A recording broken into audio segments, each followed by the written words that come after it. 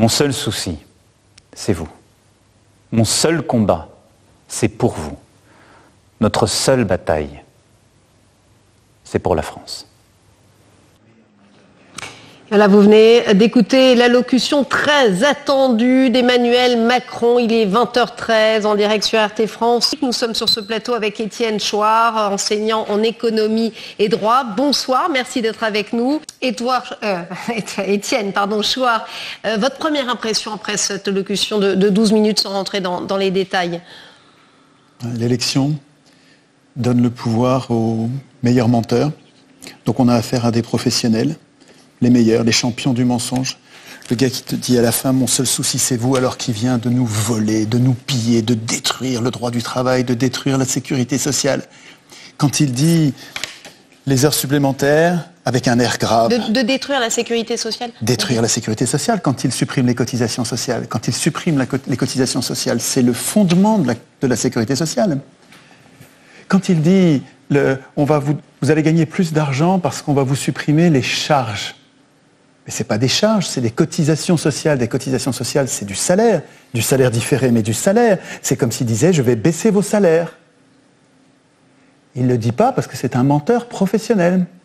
Donc, c'est à nous de décrypter quand il parle de réforme. Réforme en français, ça veut dire une modification en bien. Ça veut dire, dans le dictionnaire, c'est une amélioration. Or, mais ce n'est pas le premier, ça fait 40 ans que ça dure, ils appellent réforme des régressions. Nous régressons sur tout. Et d'ailleurs, il l'avoue, vous vous souvenez de Kessler qui disait, il parlait de Sarkozy, il parlait des mesures de Sarkozy, ça partait dans tous les sens. Il disait, vous comprenez pas, vous dites que c'est incohérent, mais moi je vais vous dire la cohérence de ce que fait Sarkozy.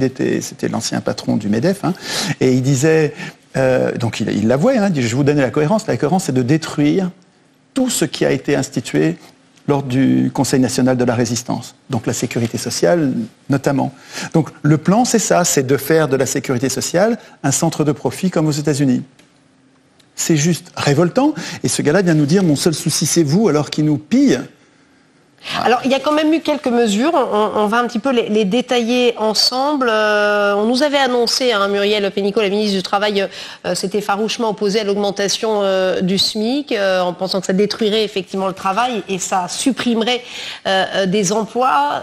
100 € par mois dès 2019, sans que ça coûte un sou pour l'employeur. On pouvait s'attendre à cette mesure. C'est une augmentation tout de même du SMIC qui vient de nous annoncer. Comment c'est possible sans que ça coûte Apparemment, un sou à l'employeur? Ce n'est pas moi qui le dis, c'est Emmanuel Macron. Ça veut dire qu'il n'y aura pas d'impôt, pas de charge sur ces 100 €. Donc il va supprimer des cotisations sociales. Mais Bruno Le Maire s'en vante de supprimer les cotisations sociales. Il dit, nous on va être forts, on va supprimer les cotisations sociales. C'est honteux.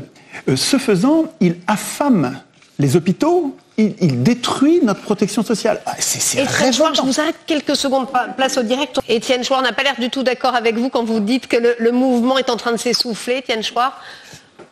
Hier, j'étais au péage du Pont de l'Étoile. Avant-hier, j'étais sur le rond-point de Saint-Clair sur Rhône. Je ne vois pas du tout de démobilisation. Au contraire, je vois une détermination héroïque. Ces gens-là restent sous la pluie, restent toute la nuit dans le froid. Et ils sont heureux d'être ensemble. Enfin, ils se retrouvent. Il y a une dynamique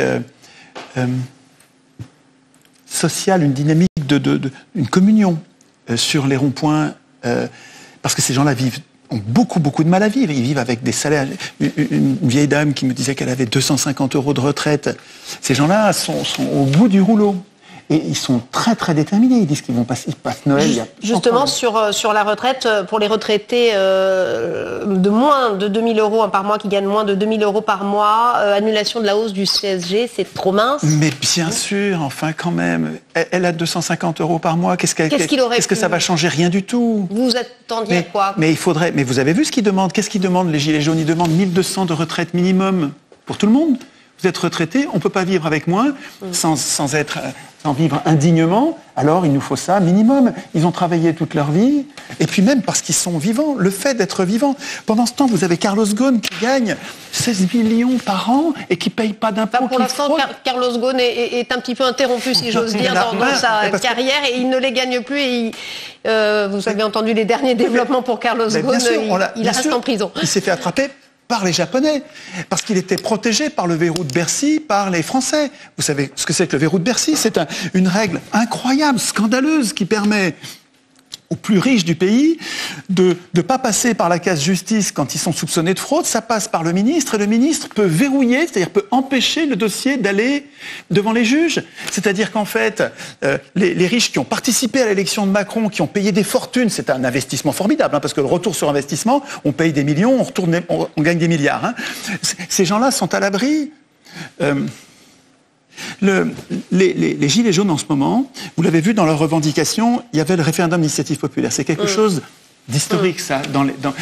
Ces gens-là, en fait, de leur propre initiative, ont compris qu'il y avait une façon de régler leurs problèmes en instituant leur propre puissance.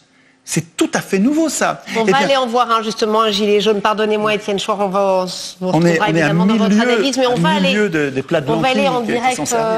En tout cas, il y a une chose qui fait l'unanimité, messieurs, ce soir, c'est que le discours d'Emmanuel Macron, semble-t-il, n'a satisfait personne. Je vous laisse poursuivre votre analyse. Le contraire aurait été étonnant. Et c'est vrai que Paris n'est pas la France, et qu'en regroupant à Paris tant de gens qui souffrent tant, qui ont tellement de douleurs à venger, c'est dangereux, ça va être violent, ça va rien apporter. Alors que ce qui se passe sur les ronds-points et sur les péages, c'est absolument inédit, quoi. Ils sont en train de penser à leur représentation. Vous savez, ils font ce que nous devrions faire, nous les autres citoyens. Ils sont en train de penser les termes de leur représentation. Et ils commencent cette réflexion en refusant de faire confiance a priori. Ils veulent d'abord fixer les règles de la représentation avant de désigner des représentants. Nous, les citoyens, on devrait faire pareil. Nous acceptons d'élire des gens qui vont tout voter à notre place sans avoir du tout participé aux règles de l'élection. Comment on les désigne? Quel mandat ils ont? Est-ce qu'ils votent à notre place ou est-ce qu'ils préparent les décisions et que nous allons voter? Et comment on les contrôle? Comment on les révoque quand on n'est pas content?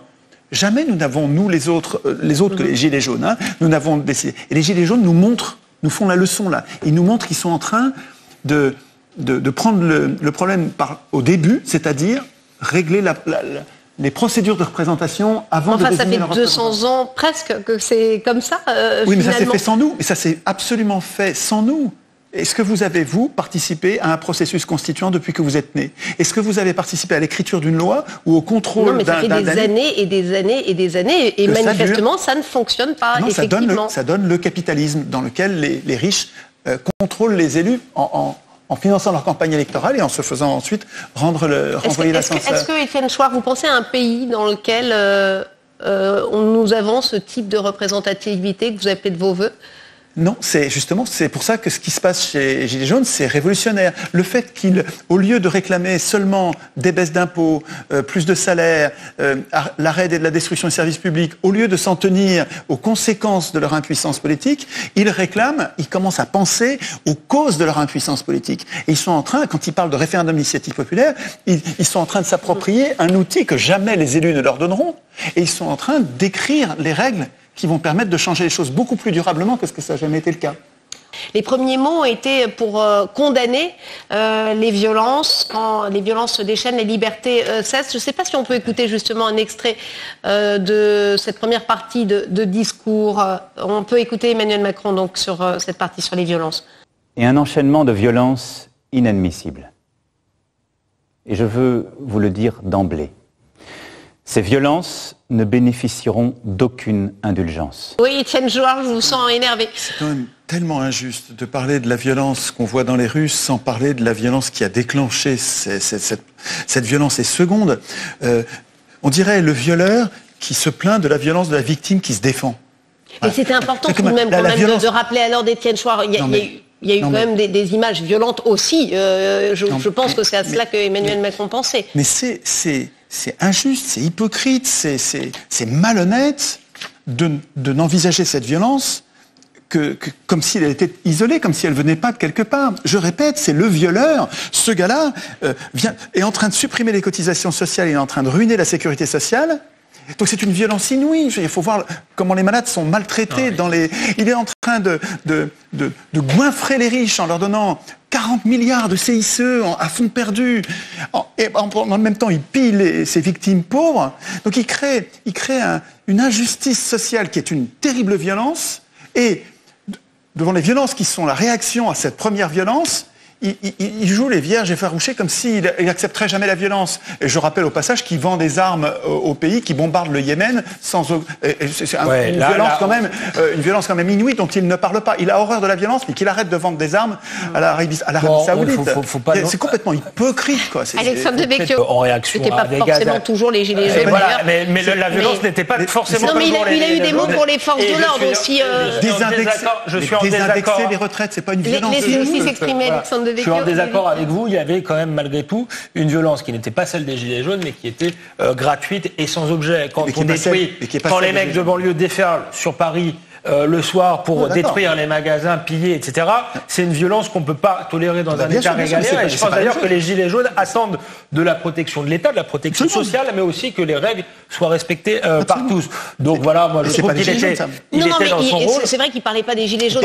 Les Gilets jaunes ne sont pas violents du tout. Moi je les vois sur les péages et ronds-points, ils sont jamais violents. Ça, Emmanuel Macron ne l'a pas précisé. Il a eu aussi des mots pour les forces de l'ordre qui, on en a eu sur le plateau ici d'RT France, qui nous affirmaient que pour 80% d'entre eux étaient gilets jaunes dans leur cœur. C'est important aussi certainement de soutenir. C'est pas facile, hein. Non, tout à fait. Mais désindexer les retraites, ça veut dire que les gens qui sont déjà tellement pauvres, ils vont être volés chaque année, volés comme au coin du bois. C'est pas une violence, ça. Et après ça, il va nous faire comme s'il s'apitoie, il fait semblant de s'apitoyer sur le sort des. Enfin, c'est une hypocrisie. On va aller voir une autre réaction. Qu'est-ce qui peut se passer maintenant ? Comment peut-il récupérer ça ? Parce que manifestement, ces mesures n'ont pas satisfait grand monde ce soir. On va voir un petit peu dans les heures qui viennent. Mais que peut-il faire maintenant pour sortir de cette crise ? On a entendu beaucoup de gilets jaunes tout simplement demander sa démission. Est-ce que c'est possible ? Ça paraît crédible ? En fait, ce qu'il faudrait comprendre, et ça il faudrait que les gilets jaunes y réfléchissent, c'est que Macron ne peut pas faire autre chose que ce que lui impose l'Union européenne. Tout le mal qu'il nous fait est demandé par l'Union européenne. Les GOPE, les grandes orientations de politique économique, demandent la privatisation de la sécurité sociale, la baisse des retraites, la baisse des allocations chômage, la suppression des CDI. Tout ça est programmé dans les institutions européennes. C'est un carcan qui s'impose et qu'il est obligé de suivre. Pourtant, on pourrait lui glisser, puisqu'il manque d'imagination, comme disait Alexandre, c'est vrai, on pourrait lui glisser qu'il ferait rentrer les gilets jaunes chez eux en passant la TVA à 0% sur tous les produits de première nécessité dont la liste serait donnée par les gilets jaunes. C'est à eux de décider quels sont les produits qui doivent coûter absolument moins cher.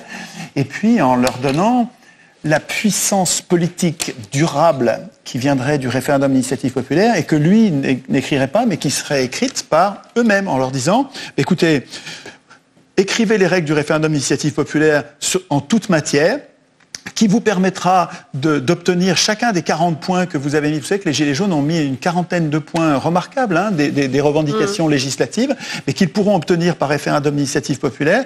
C'est pas la peine de leur donner tel ou tel. Je vais vous donner le référendum d'initiative populaire en toute matière, sur le texte que vous aurez écrit, et la crise sera réglée. En fait, c'est pas si compliqué, il suffit qu'ils fassent ça plutôt que de nous donner des plats de lentilles qui changent rien et le cauchemar continue pour les gens pauvres. Et la dissolution de l'Assemblée nationale, le départ d'Édouard Philippe, évidemment, c'est pas ce que souhaitent finalement les Gilets jaunes, on est bien d'accord. Ça change absolument rien. Non, je crois que c'est pas... Est-ce que selon vous, Emmanuel Macron a joué son quinquennat ce soir ? Ça va être désormais extrêmement compliqué pour le président de la République. On se demande réellement comment il peut se sortir de cela. Mais il n'y a aucune institution dans l'anticonstitution qui est la nôtre qui lui impose de renoncer au pouvoir, et il peut très bien continuer. Hein. Qu'est-ce qui va l'arrêter ? Il n'y a rien. Nous n'avons rien que la rue comme institution pour protester contre ces abus de pouvoir. Et s'il veut y rester, comme un tyran qu'il est, il peut très bien rester, hein. Vous annoncez ça. Vous le traitez de tyran, Emmanuel Macron ? Mais bien sûr, enfin quand même. Bon, il a quand même été élu démocratiquement. Mais pas du tout, mais c'est un oxymore. Élu démocratiquement, c'est un oxymore. L'élection est antidémocratique. Elle consiste à demander aux gens d'abandonner tout pouvoir de voter. Élire, ça n'est pas voter. Élire, c'est renoncer à voter. Donc il n'a pas du tout été élu démocratiquement. Il a été élu, c'est-à-dire qu'il a été conduit à une place de tyran, à tout décider à notre place. Et je vous propose maintenant d'écouter l'analyse d'Étienne Chouard, enseignant en économie et en droit, après l'allocution du président de la République. Il était sur notre plateau. L'élection donne le pouvoir aux meilleurs menteurs. Donc Donc on a affaire à des professionnels, les meilleurs, les champions du mensonge. Le gars qui te dit à la fin, mon seul souci c'est vous, alors qu'il vient de nous voler, de nous piller, de détruire le droit du travail, de détruire la sécurité sociale. Quand il dit, vous allez gagner plus d'argent parce qu'on va vous supprimer les charges. Mais ce n'est pas des charges, c'est des cotisations sociales. Des cotisations sociales, c'est du salaire différé, mais du salaire. C'est comme s'il disait, je vais baisser vos salaires. Il ne le dit pas parce que c'est un menteur professionnel. Donc, c'est à nous de décrypter quand il parle de réforme. Réforme en français, ça veut dire une modification en bien. Ça veut dire, dans le dictionnaire, c'est une amélioration. Or, mais ce n'est pas le premier, ça fait 40 ans que ça dure, ils appellent réforme des régressions. Nous régressons sur tout. Et d'ailleurs, il l'avoue, vous vous souvenez de Kessler qui disait... il parlait de Sarkozy, il parlait des mesures de Sarkozy, ça partait dans tous les sens. Il disait, vous comprenez pas, vous dites que c'est incohérent. Mais moi, je vais vous dire la cohérence de ce que fait Sarkozy. C'était l'ancien patron du MEDEF. Et il disait, donc il l'avouait, il dit, je vais vous donner la cohérence. La cohérence, c'est de détruire tout ce qui a été institué lors du Conseil national de la résistance. Donc la sécurité sociale, notamment. Donc le plan, c'est ça, c'est de faire de la sécurité sociale un centre de profit comme aux États-Unis. C'est juste révoltant. Et ce gars-là vient nous dire, mon seul souci c'est vous, alors qu'il nous pille